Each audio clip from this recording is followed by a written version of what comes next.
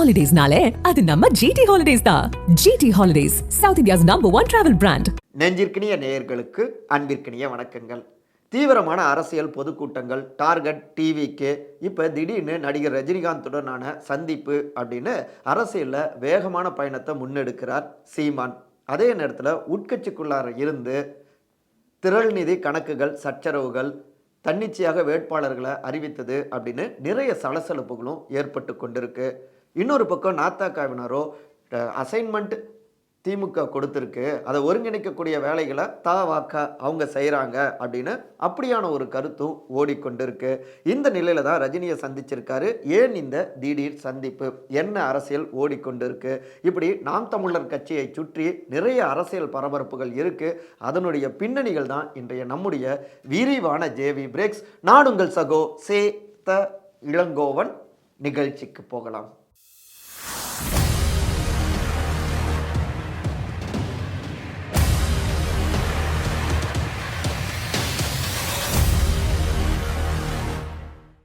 கட்சியே காணாமல் போய்விடும், கும்பகர்ண தூக்கத்தில் இருக்கிறாரா சீமான்? நாம் தமிழர் கட்சியுடைய தலைமை ஒருங்கிணைப்பாளரான திரு சீமானும் நடிகர் திரு ரஜினிகாந்தும் திடீர்னு சந்தித்து சில மணி நேரங்கள் அவங்க பேசினது அரசியல் அரங்கில் பெரிய டாக்காக மாறி இருக்குங்க. ஏன் இந்த சந்திப்பு, என்ன பேசிக்கிட்டாங்க அப்படின்னு சமூக வலைதளங்கள் முழுக்கவே பெரும் விவாதங்களே ஓடிக்கொண்டிருக்கு. சரி, ஏன் அவங்க சந்திச்சாங்க, என்ன பேசினாங்க, இதை நம்ம பின்னாடி பார்க்கலாம். அதற்கு முன்னாடி அதை புரிஞ்சுக்கணுன்னாலே இந்த தகவல்கள், இந்த பின்னணிகள்லாம் பார்த்தா புரிஞ்சிக்க முடியுங்க. நாம் தமிழர் கட்சியிலிருந்துமே நிறைய தகவல்களும் வருது. அதாவதுங்க, ஆடியோ விவகாரம், திரள் நிதி கணக்குகள், அந்த சச்சரவுகள், தன்னிச்சையாக வேட்பாளர்களை அறிவித்தது, அப்புறம் திரு சீமான் அவர்களோடு நெருக்கமாக இருப்பவர்கள் மற்ற நிர்வாகிகளை அடிக்க பாய்வது அப்படின்னு நாத்தாக்காக்குள்ளார அடுத்தடுத்த பொத்தல்கள் விழுந்தபடியே இருக்குங்க. இன்னும் சிலர் கட்சி விட்டு வெளியேறவும் திட்டமிட்டு இருக்காங்க அப்படின்னும் தகவல்கள் வந்துட்டு இருக்கு. குறிப்பா நாம் தமிழர் கட்சியுடைய மாநில நிர்வாகிகளான நத்தம் திரு சிவசங்கரனும் திரு ஜெகதீச பாண்டியனும் நாத்தாக்காவிலிருந்து எப்போ வேணாலும் விலகலாம் அப்படிங்கிற தகவலும் தீயா பரவி கொண்டிருக்குங்க. ஒட்டுமொத்தமாக பார்த்தா நாத்தாக்காவே பரபரன்னு இயங்கிக் கொண்டிருக்கு. என்னதான் நடந்து கொண்டிருக்கு நாம் தமிழர் கட்சிக்குள்ளார? இதை ஒட்டி நம்முடைய ஜூவி செய்தியாளர் தம்பி லே ராம்சங்கர் நாத்தாக்காவுடைய முக்கியமான நிர்வாகிகள் சிலர்கிட்டையும் பேச்சு கொடுத்தாருங்க. கொத்து கொத்தா கட்சியை விட்டு முக்கியமான நிர்வாகிகள் வெளியேறுவதற்கு அண்ணன் சீமானுடைய எடுத்தேன் கவிழ்த்தேன்கிற மாதிரியான பேச்சும் ஒரு காரணமாக இருக்குங்க. இன்னொரு பக்கம் திமுக, தமிழக வாழ்வுரிமை கட்சி, தமிழக வெற்றி கழகம் உள்ளிட்ட கட்சிகள் நாத்தாக்காவுடைய நிர்வாகிகளையும் வாக்கு வங்கியும் குறி வச்சும் அவங்களும் தீவிரமாக செயல்பட தொடங்கியிருக்காங்க. இப்படி ஒரு மும்முனை தாக்குதலுக்கு கட்சி ஆளாகி இருக்கு. ஆனால் இது சம்பந்தமாக கண்டுகொள்ளாம கும்பகர்ண தூக்கத்தை தூங்கி கொண்டிருக்கிறார் அண்ணன் சீமான்க. யார் சொல்றதையும் கேட்காம தான் சொல்வது மட்டுமே சரி அப்படின்னு செயல்படுகின்ற அவருடைய அந்த மனநிலை இருக்கு இல்லைங்களா, அதுல இருந்து அவர் திரும்பி வரலைன்னா 2026 நிச்சயமாக நாத்தாக்காவுக்கு கடினமாக இருக்கும் அப்படின்னு எச்சரிக்கையோடும் கோரிக்கையோடும் தங்களுடைய உணர்வுகளை பகிர்ந்துக்கிட்டாங்க நாத்தாக்காவில் இருக்கக்கூடிய சில முக்கியமான நிர்வாகிகள். டார்கெட் நாத்தாக்கா, அசைன்மெண்ட் திமுக, ஒருங்கிணைக்கும் தவாக்க. நம்மக்கிட்ட பேசின சில முக்கியமான அரசியல் பார்வையாளர்கள் திமுக மற்றும் அதனுடைய தலைவர்களை சகட்டு மேனிக்கு விமர்சிக்கக்கூடிய ஒருவராகத்தான் இருந்துகிட்டு இருக்காரு திரு சீமான். இது திமுக தலைமையை கடுப்பாக்குனாலும் நேரடியாக அவங்க பதிலடி கொடுக்கறதில்ல.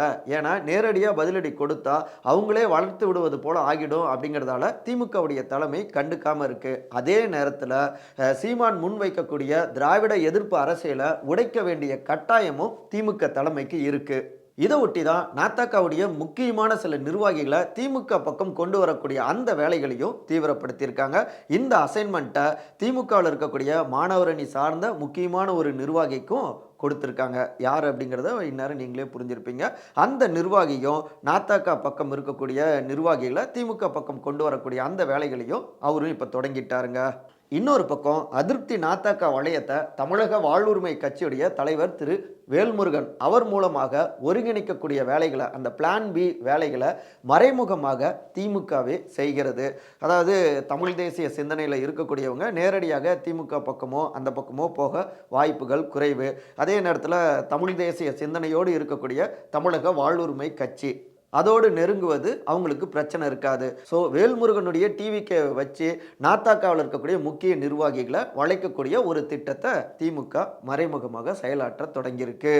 எப்படின்னா நாத்தாக்காவிலிருந்து வெளியேறியவர்களை ஒருங்கிணைத்து மதுரை திரு வெற்றிக்குமரன் உருவாக்கிய தமிழர் ஒருங்கிணைப்பு குழு அவங்களும் நவம்பர் 27ஆம் தேதி திருச்சியில் நாத்தாக்காவுக்கு போட்டியாக நடத்தும் மாவீரர் நாள் அந்த கூட்டத்தில் பங்கேற்கிறார் திரு வேல்முருகன். அதே குழுவை வேல்முருகன் தலைமையிலான தமிழக வாழ்வுரிமை கட்சியிலையும் இணைக்கவும் திட்டமிட்டிருக்கிறார்கள் அப்படிங்கிறாங்க முக்கியமான அரசியல் பார்வையாளர்கள். இது சம்பந்தமாக நம்ம செய்தியாளர்கிட்ட பேசின தமிழக வாழ்வுரிமை கட்சியினர், தனித்து போட்டி அப்படின்னு டம்மி வேட்பாளர்களை போட்டு செயல்படக்கூடியவராக இருக்காரு சீமான்.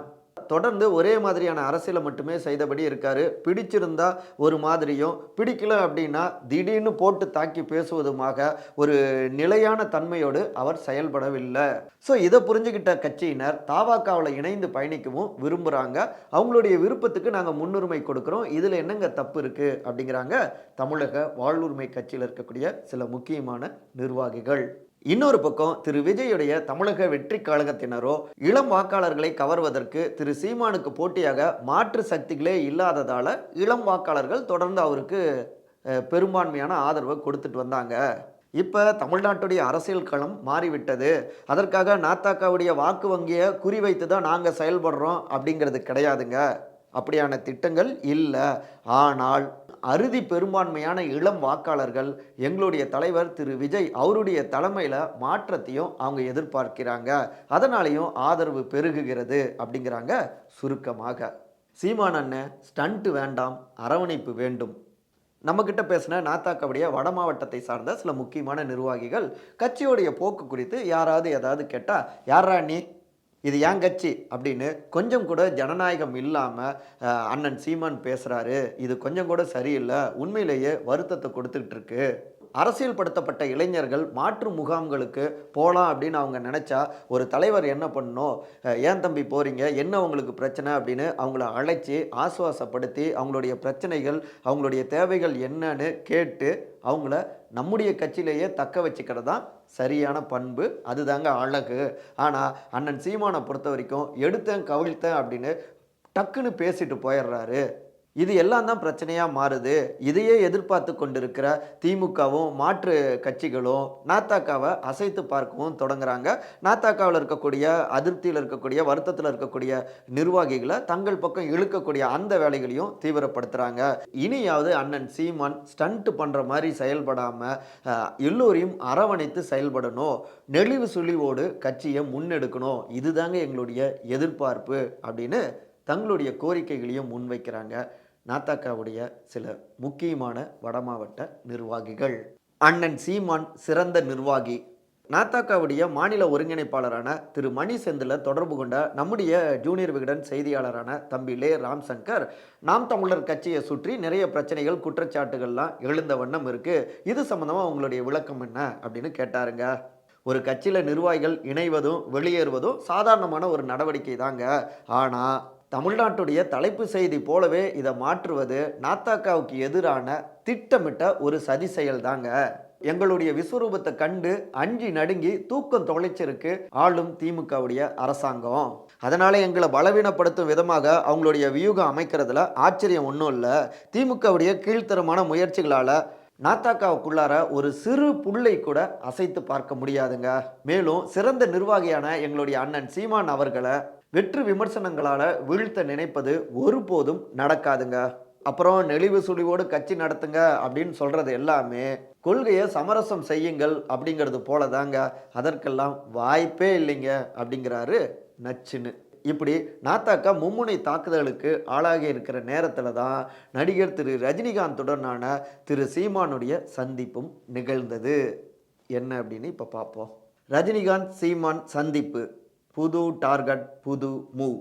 தமிழ்நாட்டில் நடிக்கலாம், ஆனால் முதலமைச்சராக தமிழ்நாட்டை ஆள துடிக்கக்கூடாது, அதை நாங்கள் ஏற்றுக்கொள்ள மாட்டோம், அனுமதிக்க மாட்டோம் அப்படின்னு ஒரு காலத்தில் அவருக்கு எதிராக கடுமையான விமர்சனங்களை முன் வச்சாங்க. அப்படி முன் வச்சவங்க தான் தற்போது அவரை சந்தித்து ரெண்டு பேருமே நிறைய நேரம் பேசியிருக்காங்க. இதுதான் அரசியல் அரங்கில் பெரும் பேசுபொருளாகவும் மாறியிருக்கு. வேற யாரும் இல்லை, நடிகர் திரு ரஜினிகாந்த், நாம் தமிழர் கட்சியுடைய தலைமை ஒருங்கிணைப்பாளரான திரு சீமான் ரெண்டு பேருடைய சந்திப்பு தான் நவம்பர் 22ஆம் தேதி இரவு நேரத்தில் அரங்கேறி இருக்குங்க. ஒரு காலத்தில் ரஜினிகாந்த் அவர்களுடைய அரசியல் விருப்பத்தை கடுமையாக விமர்சித்த சீமான் அவர்கள் இப்போ இன்முகத்தோடு போய் சந்தித்து பேசியிருக்காரு. என்ன நடந்தது, உள்ளே என்ன பேசிக்கிட்டாங்க அப்படின்னு இதை ஒட்டி விவாதங்கள் ஓடிக்கொண்டிருக்கு. இந்த சந்திப்பை ஒட்டி சீமானும் ரஜினியிடம் திரைப்படங்கள் ஒட்டியும் அரசியல் ஒட்டியும் நிறைய பேசின அப்படின்னு அவரும் பதிவு செஞ்சிருக்காரு. சரி, அப்படி என்ன உள்ளுக்குள்ளார பேசினாங்க? ஏன்னா அரசியல் பேசப்பட்டிருக்கு, ஆனால் இந்த சந்திப்பில் அரசியல் இல்லை அப்படிங்கிறாங்க நாம் தமிழர் கட்சியினர். சரி, என்னதான் நடந்தது அப்படின்னு விசாரித்து பார்த்த வகையில் திரு விஜயுடைய தாவேகா அவர்களோடு நாத்தாக்கா நெருக்கமான உறவோடு தான், சகோதரத்துவத்தோடு தான் பயணிச்சுட்டு இருந்தாங்க. ஆனால் மாநாட்டில் திரு விஜய் விக்கிரவாண்டி மாநாட்டில் பேசின வீதம், அப்புறம் தமிழ் தேசியமும் திராவிடமும் இரண்டு கண்கள் அப்படின்னு அவர் முன்வைத்த அந்த கொள்கை, இப்படி பலவற்றிலுமே நாத்தாக்கா முரண்படுகிறது. இது அண்ணன் சீமான் அவரை ரொம்பவே காயப்படுத்திருச்சு. இதை ஒட்டி தன்னுடைய ஆதங்கத்தையும் அரசியல் சார்ந்த நிறைய விஷயங்களையும் நடிகர் ரஜினிகாந்த் அவர்கள்கிட்டையும் பகிர்ந்திருக்காரு. அவரும் எல்லாவற்றையும் கூர்ந்து கேட்டுக்கிட்டாரு. இப்படியாகத்தான் இந்த உரையாடல்கள் அமைந்திருக்கு அப்படின்னும் சுருக்கமாக இதை மட்டும் தொடக்கத்தில் பகிர்ந்திருக்காங்க. அதே நேரத்தில் நாத்தாக்கா ஒவ்வொரு தேர்தலையும் நல்ல வாக்கு வங்கியை பெற்று வந்தாங்க. அவங்களுடைய வாக்கு விழுக்காடு அதிகரித்தபடியே இருந்தது. குறிப்பாக இளம் வாக்காளர்கள்கிட்ட நல்ல செல்வாக்கு பெற்ற ஒரு கட்சியாகவும் நாம் தமிழர் கட்சி இருந்தது. இவை எல்லாமே திரு விஜயுடைய தாவேக்கா வரும் வரை தான். தாவேக்கா வந்த பிறகு இளம் வாக்காளர்கள்கிட்ட அவங்களுடைய ஆதரவு அதிக அளவில் அந்த பக்கமும் திரும்பினது.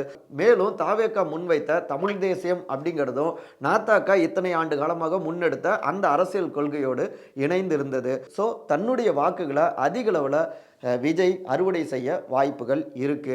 இது ரொம்பவே நாத்தாக்காவை சீண்டி பார்க்கறதா அமைஞ்சது. அதன் தொடர்ச்சியாக விஜய் அவர்களுடைய விக்கிரவாண்டி மாநாடு ஸ்பீச்சுமே நாத்தாக்காவை ரொம்ப சீண்டுவதாகவே நாத்தாக்காவுடைய நிர்வாகிகள் கருத தொடங்கினாங்க. அதன் தொடர்ச்சியாக தான் சீமான் மிக கடுமையான வார்த்தைகளால் தாவேக்காவை அட்டாக் செஞ்சு பேசினார்.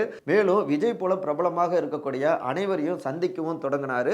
குறிப்பாக அமரன் திரைப்படம் திரு சிவகார்த்திகேயன் அவரையும் சந்தித்து வாழ்த்துக்களை பகிர்ந்துக்கிட்டார். அமரன் படத்துடைய வெற்றியை ஒட்டி பொதுவாக தேசிய அரசியலை, தமிழ் தேசிய அரசியலை தூக்கி பிடிக்கக்கூடிய ஒருவர் தான் சீமான் அவர்கள். அப்படி இருக்க இந்த திரைப்படத்தை அவர் பாராட்டி இருக்காரு. இது ஒரு கேள்வியாக அமைந்தது. இன்னொரு பக்கம் இப்ப திரு ரஜினிகாந்த் அவர்களையும் சந்திச்சிருக்காரு.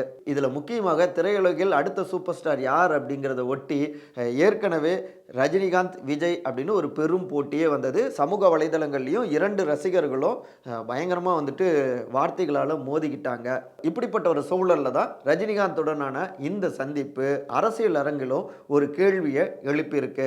சுருக்கமாக சொல்லணும்னா ஒட்டுமொத்தமான ஏனைய திரைப்பிரபலங்களுடைய ஆதரவை திரட்டுவது, அவர்களுடைய நெருக்கத்தை மேலும் அதிகரிப்பது, அதன் மூலமாக அவர்களுடைய ரசிகர் பட்டாளம் உள்ளிட்ட அனைவருடைய ஆதரவையும் தங்கள் பக்கம் திருப்புவது. இன்னொரு பக்கம் லைம்லைட்லையும் இருக்கும், அரசியல்லையும் சுணங்கி போகாமல் தீவிரமாகவே செயல்பட்டுக்கிட்டு இருக்கோம் அப்படின்னு காட்டிக்கொள்வதற்காகவும் இப்படி பல்வேறு அரசியல் கணக்குகளும் இந்த சந்திப்புக்கு பின்னாடி இருக்கலாம் அப்படிங்கிறாங்க கூர்ந்து கவனித்து கொண்டிருக்கிற அரசியல் விமர்சகர்கள். இதை ஒட்டி நாம் தமிழர் கட்சியுடைய தமிழ் மீட்சி பாசறை அதனுடைய மாநில செயலாளரான திரு கார்த்திகை செல்வன் அவரை தொடர்பு கொண்டு பேசணுங்க. அண்ணன் சீமானுக்கு ஏற்கனவே திரு ரஜினிகாந்த் பிறந்தநாள் வாழ்த்துக்களை தெரிவிச்சிருந்தாரு. ஏற்கனவே இந்த சந்திப்பு முடிவெடுக்கப்பட்டதுங்க. அவர் நான் உங்களை சந்திக்கிறேன் அப்படின்னு சொல்லியிருந்தாரு. ஆனால் அண்ணன் தான் நானே வரேங்க, அதுதான் சரி அப்படின்னு அண்ணன் போய் சந்திச்சாரு. மற்றபடி இதில் அரசியல் விஷயங்கள்லாம் நிறைய பேசியிருக்கலாம். இந்த சந்திப்பில் எந்த விதமான அரசியலும் இல்லை. அப்புறம் திரு விஜய் அவரோடு கொள்கை ரீதியாக சில முரண்பாடுகள் இருக்கு. அவர் விக்கிரவாண்டி மேடையில் பேசுனது அது நாகரிகமானதாக இல்லை, நாங்கள் அப்படி தான் பார்க்குறோம். இதை ஒட்டி சில மாற்று கருத்துக்களை நாங்களும் பகிர்ந்திருக்கோம். ஆனால் நடிகர் திரு ரஜினிகாந்துடனான சந்திப்புக்கும் விஜய் அவருடைய அரசியலுக்கும் முடிச்சு போடுவது கொஞ்சம் கூட சரியில்லை, அது உண்மையும் இல்லை அப்படிங்கிறாரு அழுத்தமான குரல்ல. ஆக மொத்தத்தில் சமீப காலமாக நாம் தமிழர் கட்சியை சுற்றி எக்கச்சக்கமான அரசியல் வெடிகள் வெடித்தபடி இருக்குங்க. ஒரு வகையில் ஒரு பேசுபொருளாகவே இருந்து கொண்டிருப்பதை பாசிட்டிவாகவே பார்க்குறாங்க அதனுடைய நிர்வாகிகள். இருந்தாலும் சலசலப்புகள் அதிகரித்தபடியே இருக்கு. அடுத்து என்ன நடக்கப் போகிறது பொறுத்திருந்து பார்ப்போம். மற்றபடி இதே போன்ற அரசியல் சார்ந்த காணொளிகளுக்கான விகடன் டிவியை சப்ஸ்கிரைப் பண்ணுங்கள். மறக்காமல் உங்களுடைய சிறந்த கருத்துக்களை கருத்துரை பகுதியில் பதிவு செய்யுங்க. அனைவரும் அன்பால் ஒருங்கிணைந்திருப்போம். நன்றி, வணக்கம். ஹாலிடேஸ்னாலே அது நம்ம ஜிடி ஹாலிடேஸ் தான். GT Holidays, South India's #1 travel brand. You know you are special when you're with GT Holidays.